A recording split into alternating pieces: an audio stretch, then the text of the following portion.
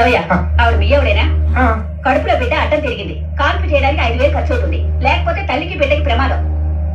నీకే నేను చెప్పేది, బిడ్డ అడ్డం తిరిగింది, అర్థం కావట్లేదా? ప్రభుత్వ హాస్పిటల్, అవినీతి హాస్పిటల్, బిడ్డ అడ్డం తిరిగిందా? చూపించు.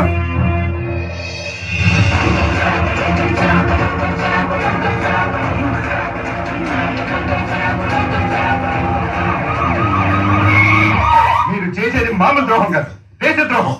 ఎక్కడ చూసినా లంచం లంచం లంచం. రేషన్ కార్డులు ఇవ్వాలన్న లంచం, రైతులకు రుణాలు ఇవ్వాలన్న లంచం, పిల్లలు స్కూల్లో చేర్చాలన్న లంచం, చివరికి ఒక్క పొయ్యాలన్న లంచం. అవన్నీ చిన్న చిన్న లంచాలే కదా సార్. చిన్నవా?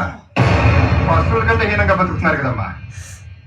గేదె గడ్డి పెడితే కడుపు నిండా తిని పాలిస్తుంది, కుక్కకి అన్నం పెడితే కడుపు నిండా తిని కాపలా కాస్తుంది. మనకి జీతాలు సరిపోవు, లంచాలు సరిపోవు, చివరికి పేదల రక్త మోసాలు కూడా సరిపోవు. అది కడుప కుప్ప తొట్ట. సాటి ఆడదాడి అది నవమాసాలు మోసే కడుపు, నరమాంసాలు కాదు.